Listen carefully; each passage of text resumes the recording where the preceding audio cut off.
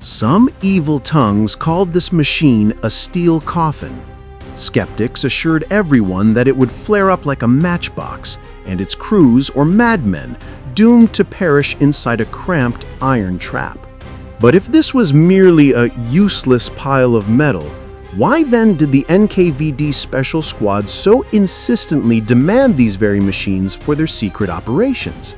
We will tell you the story of the cannibalism of military engineers who forced equipment to live on after death, and we will explain why enemies who despised everything Soviet guarded these trophies like the greatest of treasures for almost half a century.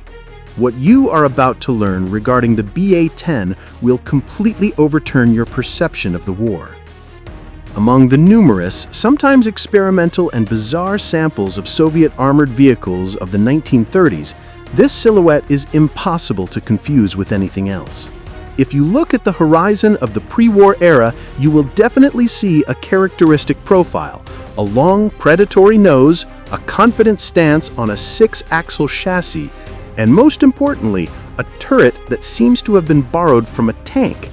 This is the BA-10, a machine that, by its appearance, did not produce a loud technical revolution, did not overturn the laws of physics or engineering, but became something more, a symbol of the maturity of the Soviet design school. It was not a talentless copy of Western models, as skeptics sometimes try to present, and certainly not a useless pile of metal that accidentally ended up in the theaters of military operations of the Great Patriotic War. On the contrary, before us lies the result of a surprisingly consistent, pragmatic, and tough evolution. This is the pinnacle of the development of an entire family of medium armored cars, which began long before its appearance in metal. The BA-10 became the logical conclusion of a technological chain, the embodiment of that experience which Soviet engineers and the military had been accumulating for years, through mistakes, tests on proving grounds, exhausting marches across off-road terrain, and of course, the first real combat clashes where theory was tested by fire. The modernization of its predecessor, the BA-6 model, was brought here to the technological limit of its time, creating a machine that was ready for war much better than many of its contemporaries. To understand the soul of this machine, one must look under its armor, into the very essence of its construction, to the place where metal met the road.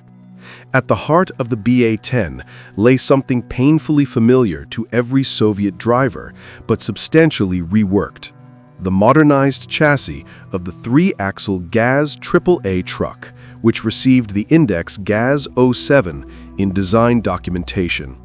It would seem that taking a truck and dressing it in armor is not a new idea, but the devil, as always, is in the details. The engineers understood that a simple rearrangement of units would not yield the desired result, so the basis of the changes was, although outwardly modest, critically important for the fate of the entire project. First of all, the frame was shortened. This was not an attempt to save metal.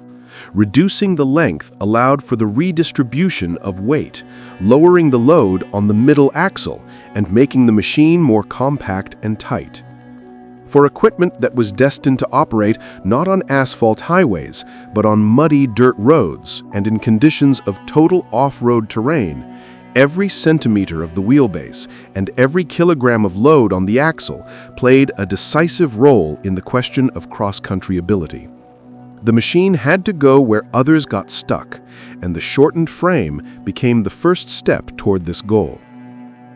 But armor and weaponry have weight, and this weight inevitably pressed on the front part of the automobile. A standard truck beam simply would not have withstood such a load during dynamic driving over rough terrain. Therefore, the front axle was reinforced. This made it possible to compensate for the increased mass of the armored hull and the heavy turret, guaranteeing that the machine would not nosedive on the very first bump and would not lose control at a critical moment of battle. However, perhaps the most elegant solution was the introduction of hydraulic shock absorbers from the GAZ-M1 passenger car, the legendary MK. Imagine the difference between the shaking in the body of a rigid truck and the ride of a passenger car. The introduction of these shock absorbers radically changed the behavior of the heavy armored car on bumps. This was done not for the sake of crew comfort as such, although reducing the fatigue of fighters on long marches is an important factor. The main goal was much more pragmatic. The smoothness of the ride directly influenced the accuracy of shooting. Less shaking means a higher chance of hitting the target from a short stop or even while moving. Thus, borrowing a part from a civilian car increased the combat effectiveness of a formidable military machine. The first prototype, which absorbed these changes, rolled out of the workshops in the summer of 1937. This was a time when industry was working at the limit of its capabilities, mastering new technologies. Serial production under the designation BA-10A started as early as 1938. Yes, there was a small delay, but it was caused not by design miscalculations, but by the necessity of debugging the technological process at the Ijora plant. The enterprise was already mastering the production of other complex items with might and main, and the introduction of a new model required time. But precisely because of this, the relative success of the BA-10 was conditioned not only by the genius decisions of the constructors, but also by the maturity of the production base. The factory could deliver quality serially, and not just in experimental samples. When we speak about an armored car, the first question always concerns protection. The armoring of the BA-10 often becomes the object of criticism by armchair experts who look only at dry figures. 10 millimeters in frontal projections, from 6 to 10 millimeters on the sides and stern. At first glance, this seems negligible, especially if compared with tanks of the late period of the war. However, evaluating protection only by the thickness of the sheet means completely ignoring the historical context and the purpose of the machine. We are in the year 1938. The main opponent of such equipment on the battlefield is not heavy anti-tank artillery and not cumulative shells, which practically did not exist then, but infantry with rifles and machine guns, as well as fragments of artillery shells. 10 millimeters of high-quality rolled armor were quite a sufficient barrier for rifle bullets, even armor-piercing ones, at the main distances of battle. This armor reliably covered the crew and units from the squall of fire of infantry weaponry with which Soviet armored cars clashed in conflicts preceding the Great Patriotic War. The machine could close in on the enemy without fearing being put out of action by a burst from a light machine gun. The technological approach to creating the hull is also interesting. It was welded from armor plates, an advanced technology for that time, ensuring high strength and tightness of the structure. However, the engineers showed flexibility.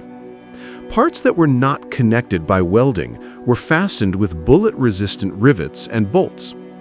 This hybrid method allowed combining the monolithic strength of welded seams with the manufacturability of bolted connections for removable units.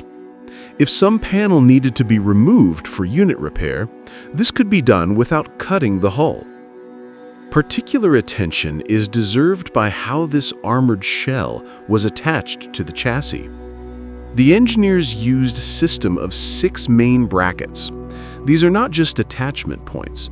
This is a thought-out power scheme ensuring the rigidity of the entire structure and, what is critically important, the even distribution of loads during movement. When a multi-ton machine rushes over rough terrain, jumping on bumps, the frame and hull experience colossal stresses on torsion and bending.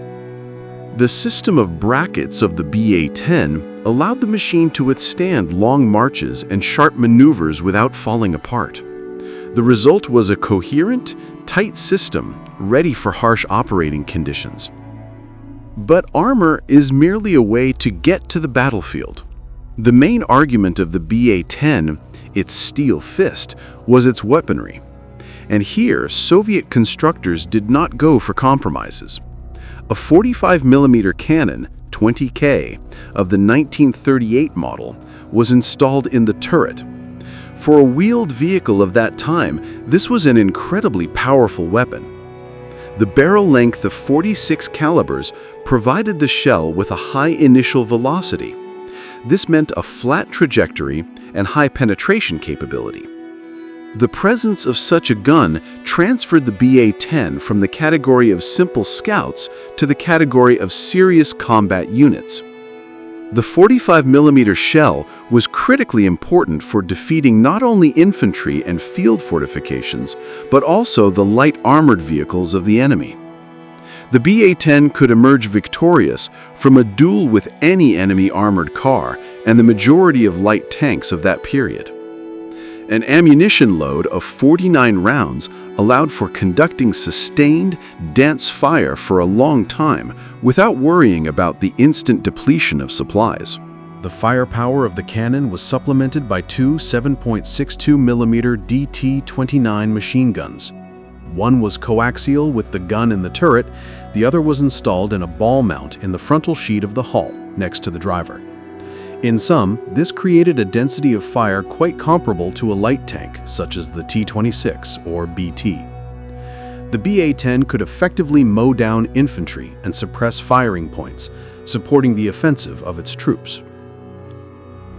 It is especially worth noting the sighting equipment. The PT-1 periscope and the TOPE telescopic sight were standard equipment for Soviet armored vehicles, but their very presence on an armored car spoke of a serious attitude toward shooting accuracy. This was not a weapon for shooting in that general direction. The gunner's toolkit allowed for conducting aimed fire at significant distances. Of course, the BA-10 was not intended for dashing cavalry attacks head-on against fortified enemy defenses. For this, it had too thin armor and a vulnerable wheeled chassis, but it could engage in full-fledged combat, acting from ambushes, supporting flanks, and destroying enemy armored vehicles at a distance, remaining a dangerous opponent until the very end of its service. However, even the most powerful cannon is useless if the machine gets stuck in the very first puddle. Cross-country ability was the Achilles heel of wheeled equipment compared to tracked vehicles, but the creators of the BA-10 found a solution ingenious in its simplicity. One of the most curious and recognizable features of this machine became the system of quick detachable track chains, which received the name overall. This was a real tool for increasing cross-country ability, turning the wheeled armored car into a semi-tracked all-terrain vehicle. The chains were put directly onto the rear drive wheels, uniting them into a single tracked propulsion device. In conditions of deep mud, autumn slush, snow crust, or swampy terrain where ordinary wheels would spin helplessly, the overalls allowed the machine to confidently continue movement. The area of grip with the ground increased manifold, and specific pressure decreased. What is especially important, the installation of chains took mere minutes. The crew could quickly adapt the machine to changed conditions, which made this procedure practically a combat operation and not a repair one. But the engineers did not stop at this. Look at the sides of the BA-10. There, slightly above the main axles, spare wheels are fastened. It would seem simply a place for storing a spare. But no, these wheels were installed on freely rotating axles. This was not just a storage of rubber, but a thought-out element of geometric cross-country ability. When overcoming high bumps, scarps, fallen trees, or debris, when the machine could sit on its belly, these rotating wheels came into contact with the obstacle. They worked like peculiar rollers, helping the machine roll over the impediment without snagging the bottom. Such an approach, in which even auxiliary elements performed a functional load, is a vivid example of the ingenuity and practicality of Soviet engineering thought of that time. Every detail worked for the result. Design thought did not stand still, and the experience of operating the first serial machines was carefully analyzed. By the end of 1939, a modernized version appeared, the BA-10M. At a first, inexperienced glance, The changes might have seemed insignificant, cosmetic, but each of them was dictated by the harsh reality of field operation and the desire to increase the survivability of the machine and the crew. The most noticeable external difference was the relocation of the gas tanks. In the early version, they were located on the roof of the hull, which was, to put it mildly, not the safest decision. In the BA-10M model, they were moved into special armored casings located on the fenders above the rear wheels. This decision killed two birds with one stone. Firstly, it freed up space inside the fighting compartment and removed canisters with fuel from the plane most vulnerable to shelling from above. Secondly, the armored casings provided additional protection. Now, a stray bullet or fragment hitting the area of the tank was less likely to lead to a fatal fire that could instantly destroy the machine together with the crew. In addition, the designers refined the turret rotation mechanism. The new mechanism ensured better aiming accuracy and, what is not important, smoothness of rotation.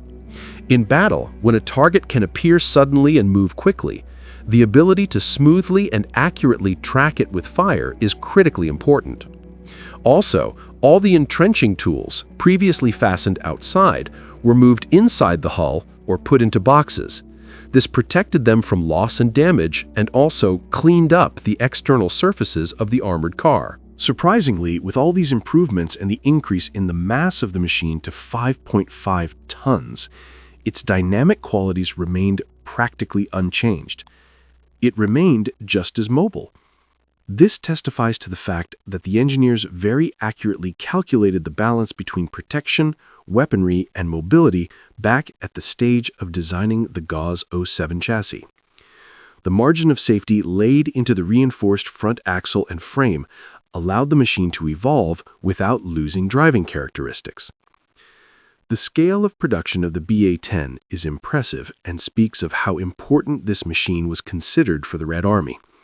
In total, from 1938 to 1941, 3,392 armored cars of all modifications left the factory workshops. Of these, 1,350 were the first version, BA-10A, and about 1,950 were the improved BA-10M. This figure makes the BA-10 the most mass-produced Soviet medium armored car in history. Such a volume of output is not just statistics, it is an indicator of the highest trust of the military in this equipment and evidence of the smoothness of the production process, which could work rhythmically and on a large scale. Behind the dry lines of production reports lies the interesting economics of war. The cost of a radio-equipped BA-10M was 56,046 rubles and 80 kopecks, while a line machine cost the state 48,946 rubles and 80 kopecks. The difference in price was about 14%, a substantial sum for that time. This money went to the installation of the 71TK1 radio station or the more advanced 71TK3 Shakal. The fact that the state was ready to pay this price emphasizes a fundamental shift in the understanding of tactics. Communication was becoming the nerve of the army.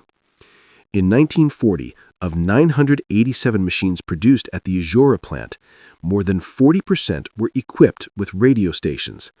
This is a very high indicator for those years when many tanks were still controlled by flags. The striving to create manageable, coordinated units capable of acting as a single organism was an obvious priority.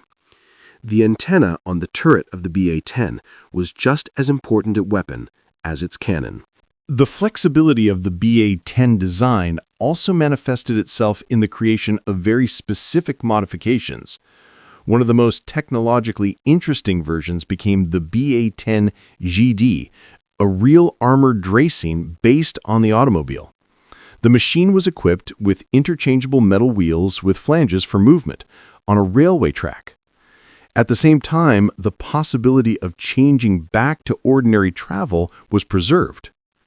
In total, 61 such units were built, 13 went to the Red Army, and the main mass, up to 40 machines, entered the NKVD troops. These hybrids were used as part of armored train units as light scouts capable of going ahead on rails, and for guarding strategically important railway sections, bridges, and stretches. The combat biography of the BA-10 began long before German tanks crossed the border of the USSR. The machine underwent a severe baptism of fire at Khalkhin Gol in the steppes of Mongolia, where it had to clash with the Japanese army. Then there was the cold and cruel Soviet Finnish campaign, where cross-country ability and the resistance of equipment to frost were tested. The BA-10 also participated in operations for the reunification of Western regions. It is important to note the loss statistics. In these conflicts, 39, 10, and 20 machines were irrevocably lost, respectively. These are relatively small figures for active combat operations, which eloquently testifies to the high survivability of the design and its combat effectiveness when used competently. By the fateful day of June 1, 1941, 2,676 BA-10 armored cars of various modifications were listed in the troops. They were distributed along the entire vast border of the Soviet Union, from the damp forests of the Baltic to the hills of the Far East. The staffing schedule of those years shows how deeply this machine was integrated into the structure of the Army. A tank division was supposed to have up to 56 BA-10 units, a motorized one, 18, a motorcycle regiment, 17.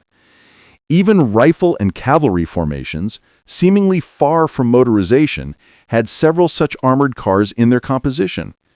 This emphasized the universality of the BA-10. It was needed everywhere, from reconnaissance and communication to fire support for infantry and cavalry. When the Great Patriotic War began, the BA-10 took the first, most terrible blow. Serial production was stopped in September 1941. Factories were switching to the production of tanks, which were more necessary in conditions of total war, and many production sites ended up in the zone of combat operations or evacuation. But the history of the BA-10 did not end there. Machines that survived the summer of '41 continued to fight. They were not written off, but adapted to new conditions. These armored cars were used especially long and persistently on the Leningrad front. In the conditions of the blockade, when the city was cut off from the mainland, every unit of armored equipment was worth its weight in gold. Repair workshops work miracles, returning damaged machines to service. The BA-10, thanks to its reliable design and powerful weaponry, remained a formidable force in positional battles and during the breaking of the blockade. Episodically, they participated in combat operations right up to the very end of the war. Even in August 1945, during the defeat of the Kwantung Army in the Far East, the good old BA-10s went into battle again, passing through the same steps where their career at Khalkhin Gol had begun. The fate of some machines turned out to be amazing even after the war. They were not simply melted down for metal. In 1962, in Finland, where captured Soviet equipment was valued for reliability, one of the captured BA-10s received a second life. It was converted into a crane recovery vehicle, receiving the designation BA-10N. The turret and the upper part of the armored hull were removed from the machine, and a rotating platform with a crane was installed instead. This hybrid of war and peace served faithfully and truly in the technical center of the tank troops of Finland right up to 1978. Imagine, a machine created in the late 30s for war worked almost until the Olympics '80. Is this not the best proof that the design laid down by Soviet engineers possessed a colossal margin of safety and could remain useful decades later? Today, when the echo of those battles has become history, we can touch these steel veterans. At least 5 surviving examples of the BA-10 and 1 machine based on it are known. Each of them is a unique monument. Fully restored to the last screw, an armored car stands in the Museum of National Military History in Paadikovo, shining with fresh paint as if just from the factory. In the Finnish Tank Museum of Parola, one can see a machine with the original tactical number, PS 27-12, a witness to the winter battles.